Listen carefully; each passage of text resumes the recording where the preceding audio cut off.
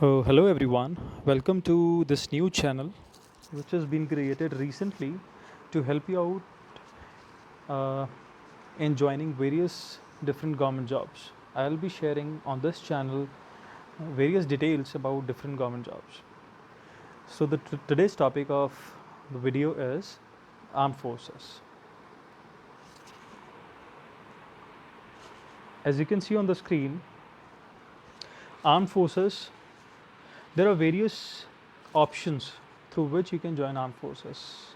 And before I continue and move forward, I would like to tell you armed forces is comprised of three services, that is Army, Navy and Air Force. And UPSC is the body which conducts examination for joining the defense forces. Now I have divided my topic in two different ways. The first is 10 plus 2 level, that is after 12th standard. There are two options available with you.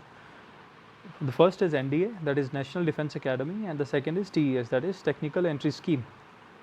And the second option is graduation level.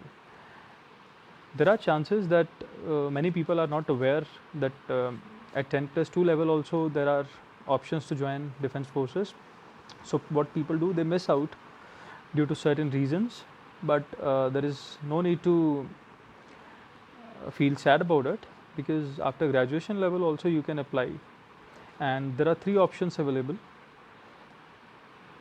One is CDS, that is Combined Defense Services. Second is TGC, that is Technical Graduate Course. And third one is FCAT, that is Air Force Common Admission Test. Apart from these entries, there are various other entries as well which are specific to their education background. These are the entries which most of the people can easily apply and get through it. So moving ahead, I'll be talking bit details about each entry mentioned here. So the first entry is NDA. I'm sure if you are preparing for armed forces, this name is not new to anyone. So this is National Defense Academy. Its headquarters is in Pune, Khadakwasla, and this name Khadakwasla is based on the dam which is where NDA is established. So dam's name is Khadakwasla. Now there are various options you can reach Pune from all over India. It is easily accessible by air, rail and road. As I already mentioned, this exam is being conducted by UPSC, that is Union Public Service Commission, and it is conducted twice a year, that is 2 times a year. For much more details, you can check out joinindianarmy.nic.in, which is an official website to join defense forces. Now moving further, if we talk about the training part, the training in NDA is for 3 years, and where a normal boy is being turned to a cadet, and they undergo the graduation. There are various options which defense forces provide to the young cadets. They can join arts, commerce, science, any of the background they can choose as per their requirement. And as I mentioned, NDA gives training to all three service cadets, which is Army, Air Force and Navy. After NDA, cadets are sent to IMA, which are appearing for Army, and they spend their final year one year training, post which they are being commissioned into Indian Army. And after every semester, be it NDA or be it IMA and other Air Force and Navy academies, after every semester they are given 3 weeks of annual leave, and post training they are given permanent commission in Indian Army, which means the minimum service which they have to put in is 20 years, post which they will be eligible to get pension if they retire, and they can always continue the service till their retirement age. Moving ahead,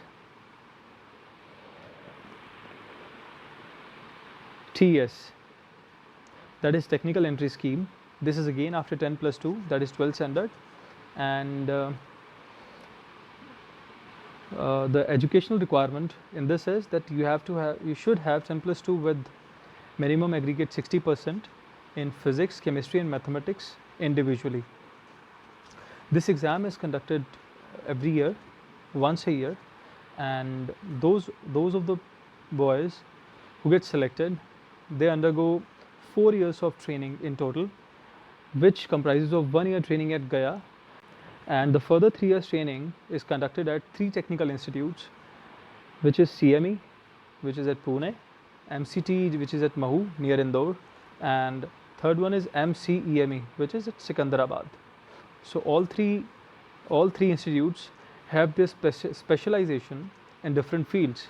So whosoever officer is been selected in any of the institutes, they are the technical officers, and they perform the technical duties post commission. Moving on, the next is CDS and TGC. There is not much of a difference in these two. The only difference is the educational requirement. One, for CDS, that is Combined Defence Services, is again conducted by UPSC, and the person who is selected in CDS, there are two options. First is with mathematics, and second is without mathematics. So those who have the mathematics in 10 plus 2 standard, and they have the degree bachelor's can be in any stream. So those who have mathematics in 12th standard, they go to IMA, and those who don't have mathematics in the 12th standard, they go to OTA. So but there is no bar. If a person has mathematics in 12th standard, he can appear for both the things, IMA and OTA. Wherever he qualifies for the merit list, he can join it. So those who have the mathematics background and qualify the CDS exam, they go to IMA Dehradun, one of the most prestigious institute in India. IMA stands for Indian Military Academy, and this place has its own history, which is worth reading.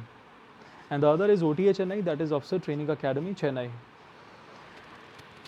There is a recent news which I would like to share here on this platform, that recently girls are also been granted, I correct myself, not girls, but the lady officers who are commissioned in Indian Army, Air Force or Navy, they are also being granted permanent commission on their will.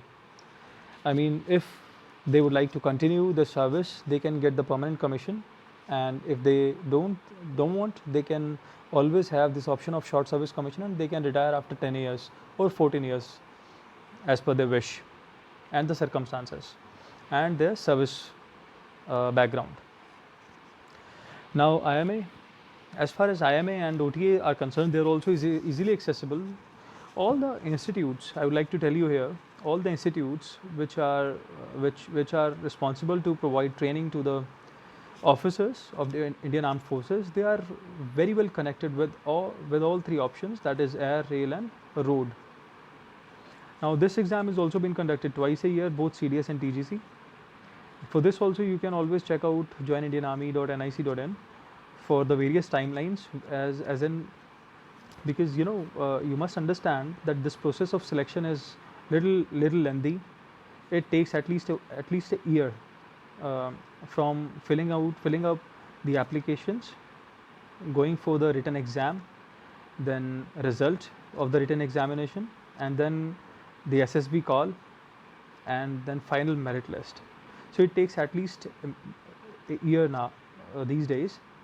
And for CDS, training is for 1.5 years, and for TGC the training is for 1 year. After NDA, as I mentioned in my above slides, after NDA, the cadets which pass out from NDA, National Defence Academy, they also join IMA for a year, and they are also being trained along with the CDS gentlemen cadets.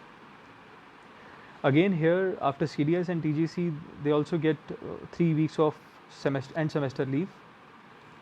And the only difference here in CDS and TGC, For TGC, you must have a bachelor's degree in engineering. Every year, twice a year, there are notifications which are being published, in which vacancy wise list is being posted, and you can always check out whether your eligibility is being met as per the notifications. And if you are eligible, you must prefer TGC. This is my preference, as those who are technical graduate course officers, they get ante-date seniority as well. Now, those who don't know what is ante-date seniority, ante means additional. So, which means those officers who are passing out together. I mean, there are officers who are coming with the CDS entry and coming with the TGC entry and with NDA entry. All these officers, when they pass out together, the TGC officers get ante-date seniority of 1 year, which means just after passing out, the TGC officer is 1 year senior to the officers who are passed out with them. So this is the benefit which TGC entry has. Now moving on, next is AFCAT.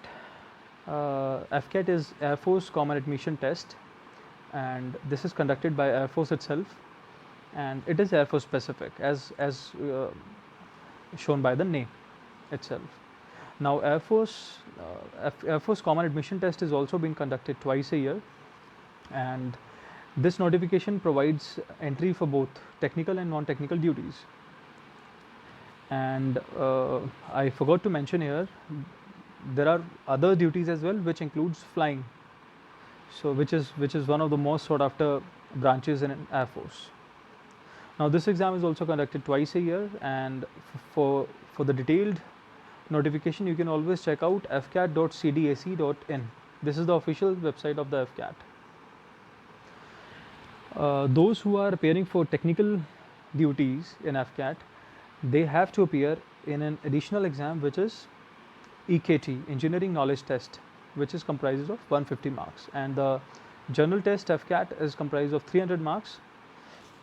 These things you can check out on the website as I mentioned. This is all about my video today. If you like this video, please like, subscribe and share with your friends, those who need it. And this is a very brief introduction to all the entries which I have given in this video. If you guys want me to make a detailed video on each entry regarding the training pattern and other details of the Indian Armed Forces, though there are plenty of data which is there on different websites on internet, but yes, if you want, I can make more videos. If you like it, please like, subscribe and share my channel. And also, if you have some doubt, please comment in the comment section below. Thank you so much.